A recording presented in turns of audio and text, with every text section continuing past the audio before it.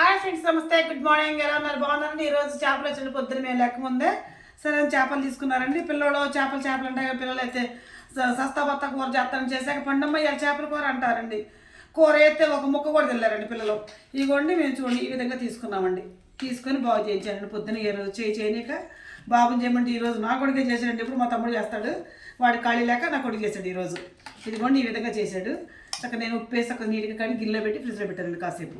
దీనికి కావాల్సినవి గల్లుప్పు, కారం, పసుపు, ఊరగాయ ఊట, చింతపండు, కొత్త చింతపండు, మన ఇంటి చింతపండు పులుసుది అంటే ఇత్తులు కూడా తీయలేదండి.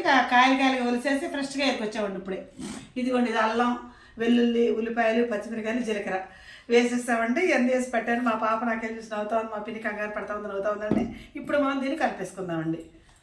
ఇదిగోండి ఫస్ట్గా గల్లుప్పు వేస్తున్నానండి. చెంచా అయితే మనకు అర్థం కాదండి కూర, ఇది చేపల కూర కాబట్టి. కారం సరిపడి వేసుకుందాం. పచ్చిమిరకాయలు వేసుకున్నాం కదండి. పసుపు, ఊరగాయ ఊట, మా నాన్నమ్మ కారం కానీ చేసుకుంటారండి. ఊరగాయ ఊట ఎప్పుడు వేస్తుంది మా అమ్మ అంటే మా నాన్నగారు అమ్మగారు. ఇది కూడా అంతే కనుక పేస్ట్ పట్టుకున్నా కదా, పేస్ట్ మొత్తంగా ఇదిగోండి వేస్తాను చక్కగా. ఇప్పుడు కొంచెం ఆయిల్ కూడా వేసేసుకుందాం వెంటనే.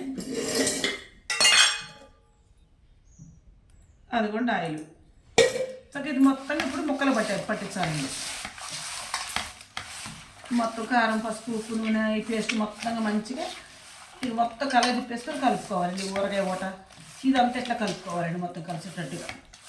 మా ఇంటి దగ్గర మా అమ్మగారు అయితే అసలు చక్కగా ఇట్లా కలిపేసి ఒక పావు గంట సేపు ఉంచుతారండి. ఇక మేము ఎట్లా ఉంచమండి, మా నాయనమ్మ అయితే ఇట్లా ఉంచుకొని పెట్టేస్తాను పోయి, మా అమ్మ అయితే ఉంచుద్దండి అట్లా. ఇదిగోండి ఈ విధంగా చక్కగా కలిపేసుకొని దీంట్లో ఈ ముక్కలు పట్టిద్దాం. చక్క ఇట్లా పెట్టి ఇట్లా ఉంచుద్దండి. ఇట్లా ఈ తొక్కలు చూస్తాడు. చెప్పలు చూపిస్తాను అక్కడ మీకు. ఈ చెప్పలండి చక్క దీనికి ఇట్లా పేస్ట్ పట్టించేసి వేయించుకుంటూ ఉంటుందండి. సూపర్ ఉంటుంది చక్క ఇది ముక్కలు.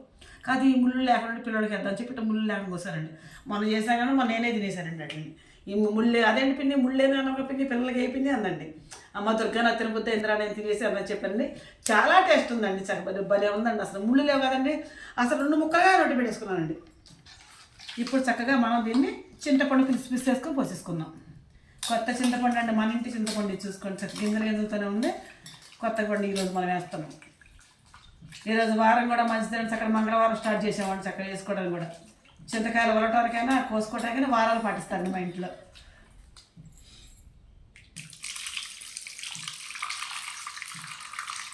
ఎదిగండి ఇలా పోసాను. దీంట్లో కొంచెం వాటర్ పోసుకొని మళ్ళీ చక్కగా పులుసులో ఎక్కువ పులుసు పోసుకుని ఉడికితే చక్కగా పులుసు మొత్తం ఎగిరిపోతే కూర టేస్ట్ ఉంటుందండి. అదొకటి పాత చింతపండు అయితే బాగుంటుందండి. పాత చింతపండును ఊరగాయ ఊట ఎక్కువ వేసేవాళ్ళండి. అప్పటికప్పుడు తినరండి చేపల కూర. మా చిన్నప్పుడు అయితే ఈ రోజు ఉండితే రేపు పొద్దున కానీ సాయంత్రం తింటే తినేవాళ్ళండి. ఇప్పటికిప్పుడు ఫ్రెష్గా వండుకొని తినేస్తున్నారండి. తెల్లారైతే చేపల కూర బాగుంటుందండి. ముక్కగా చక్క మొత్తంగా పడుతుందండి. దగ్గర గుడ్డు కానీ చాలా టేస్ట్ ఉంటుందండి. ముక్కలు మొత్తం కలిపేసుకుందామండి. ఇట్లాగా చూద్దాం ఎంతసేపు. గల్లుప్పు వేసాను కదండి. కారం పాత కారం కాబట్టి కొంచెం తెల్లగా అనిపిస్తుంది. ఆయన కొంచెం వేసుకుంటేనే పోతాం. కారం అమ్మ కొంచెం వేసానా తెల్లగా ఉంది. ఎక్కువ వేద్దామా పిల్లలు తెల్లపోతున్నారండి. ఘాటు ఉంటుంది. తక్కువ వేస్తేనే మాకు సరిపోవట్లేదు.